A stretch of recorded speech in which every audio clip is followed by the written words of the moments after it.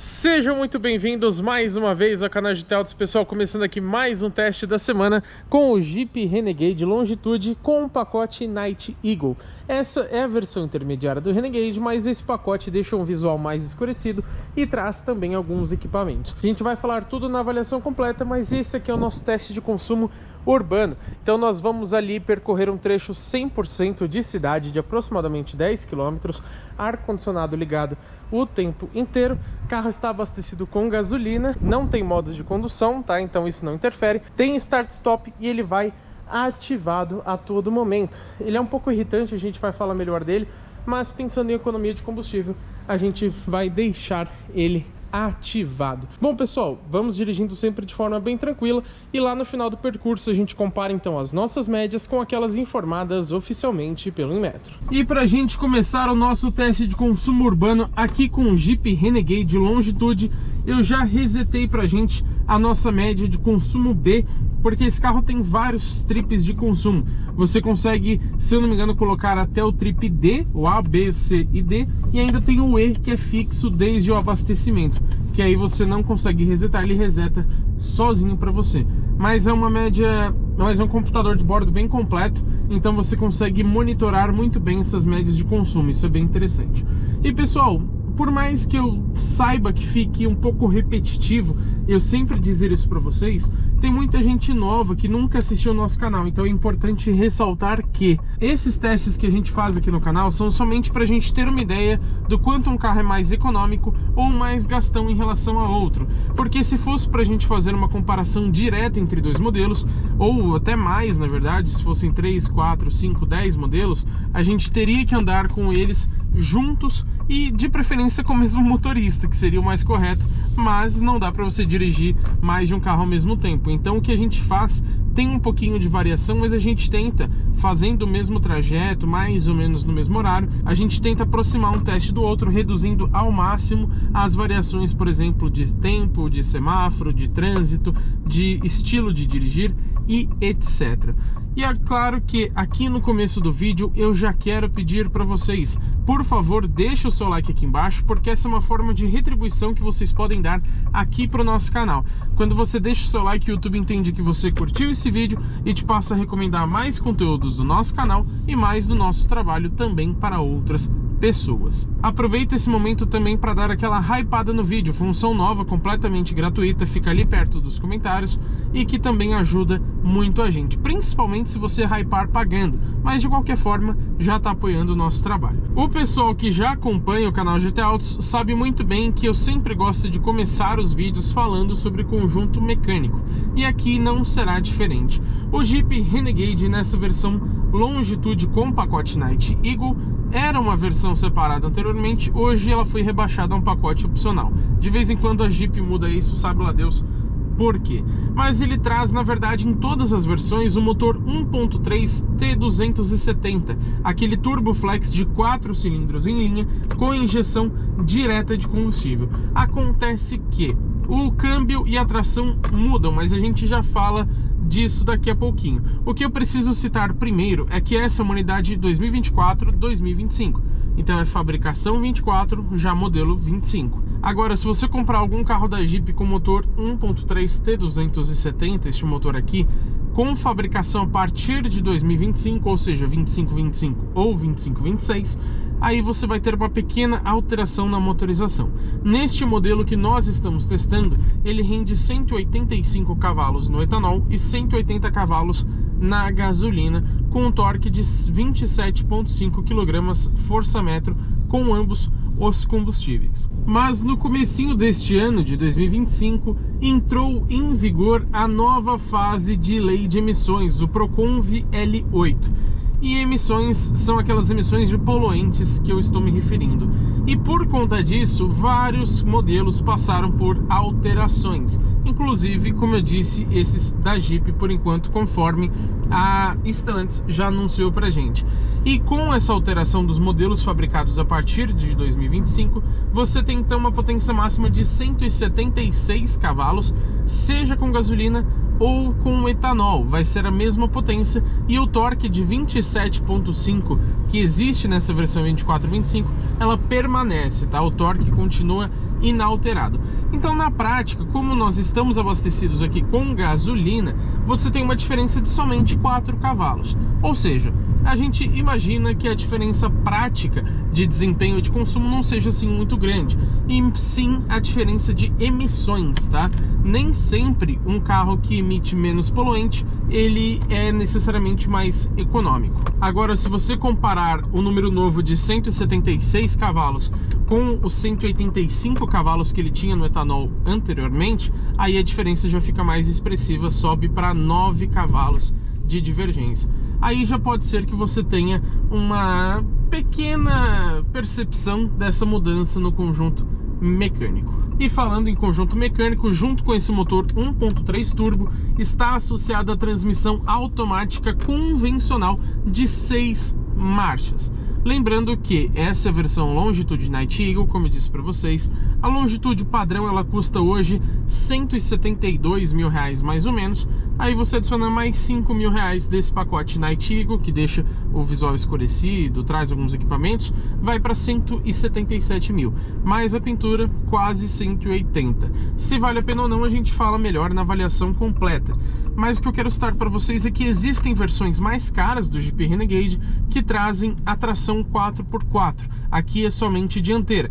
E lá no Renegade 4x4 você tem uma transmissão automática de 9 velocidades ao invés de 6, porque lá ele usa as 2 primeiras marchas como se fosse uma caixa reduzida. E já que nós estamos falando aqui de consumo de combustível, é muito importante citar também o peso deste carro, já que é uma informação que está extremamente atrelada ao consumo e também ao desempenho. Aqui nessa versão Longitude são 1.476 quilos, ou seja, não é um carro assim muito leve, não é extremamente pesado, mas quando a gente compara com outros SUVs compactos, a gente percebe sim um peso consideravelmente mais elevado que os rivais. E é um outro ponto que eu sempre gosto de citar para vocês, que é muito importante e geralmente gera muito debate, é o sistema Start-Stop.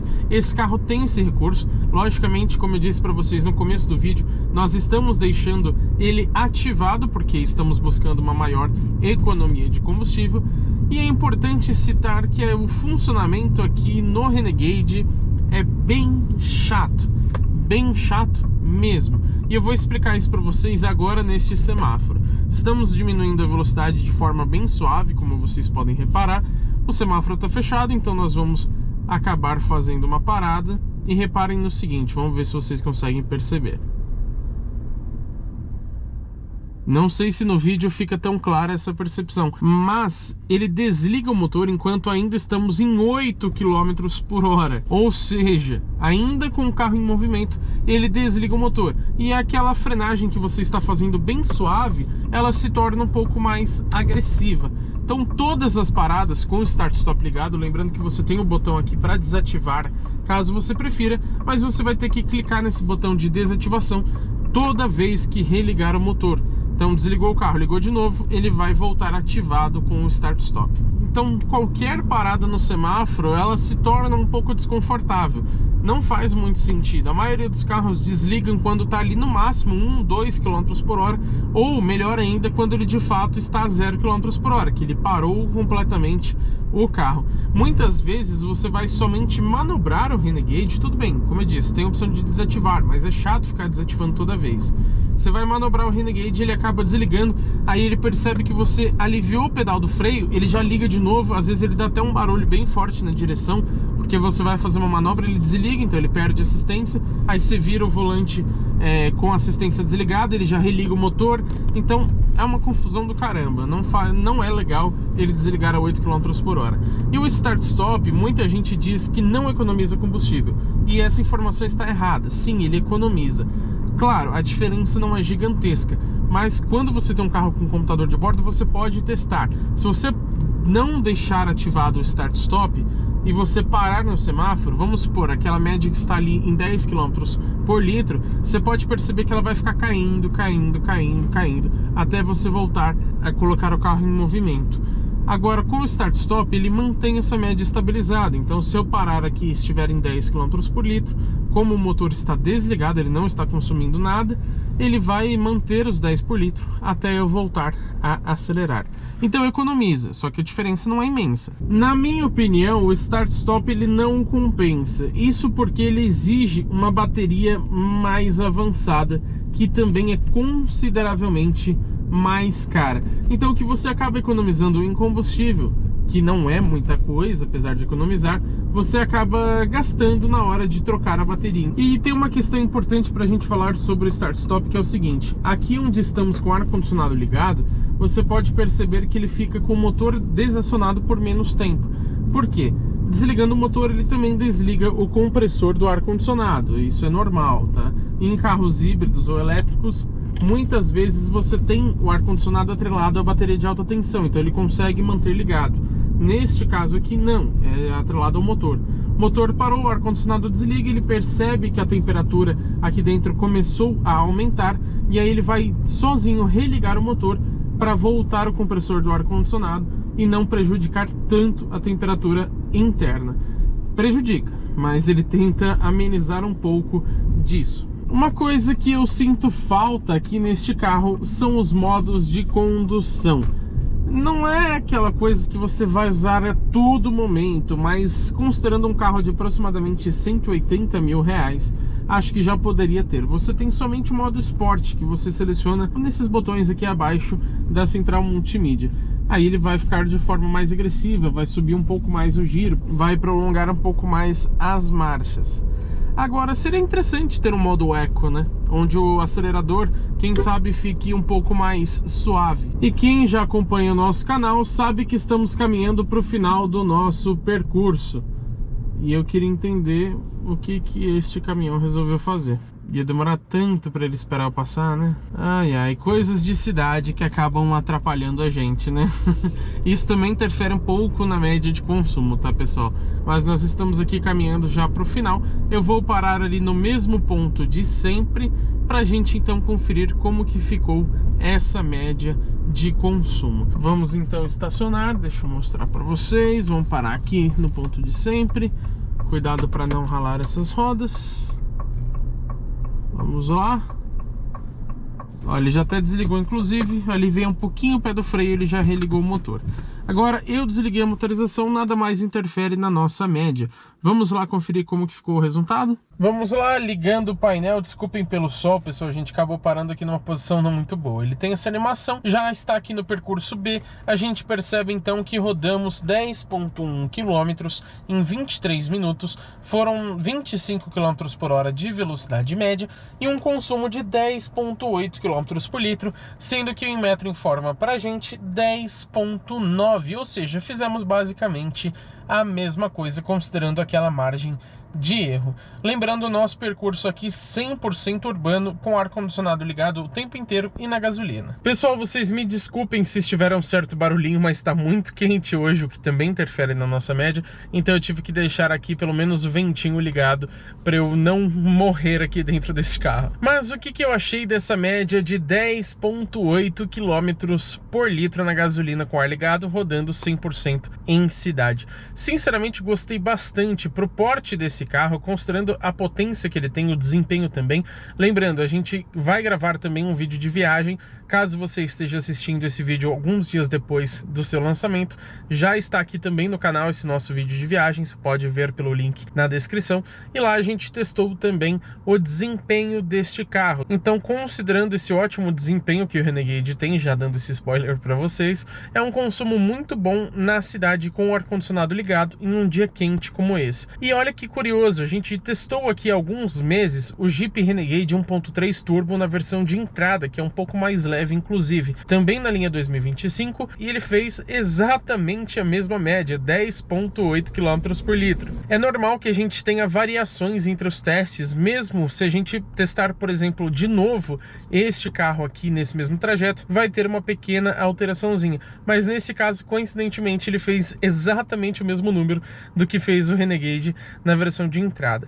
Então a gente pode imaginar que realmente o consumo urbano aqui do Renegade, claro, sabendo dirigir o carro de forma bem econômica, ele não vai fugir muito disso. Agora, a gente sabe que não é assim o SUV mais econômico da categoria. A gente já testou, por exemplo, o Honda HR-V Touring, que é 1.5 turbo com câmbio CVT, e ele fez nesse mesmo percurso 11.5 km por litro. Uma média não muito distante, mas um pouco melhor do que essa aqui do Renegade. Mas ainda assim, acho mais de 10 km por litro uma média bem interessante para um carro desse porte. Agora que vocês já sabem a minha opinião, também quero saber a de vocês, então comenta aqui embaixo o que você achou dessa média de 10.8 km por litro e o que você acha de modo geral do Jeep Renegade Longitude Night Eagle. E é claro, pessoal, se inscreva no canal e ative as notificações, porque teremos muito conteúdo legal com esse carro e também com todos os outros que passam pelo teste de uma semana aqui no canal GT Autos.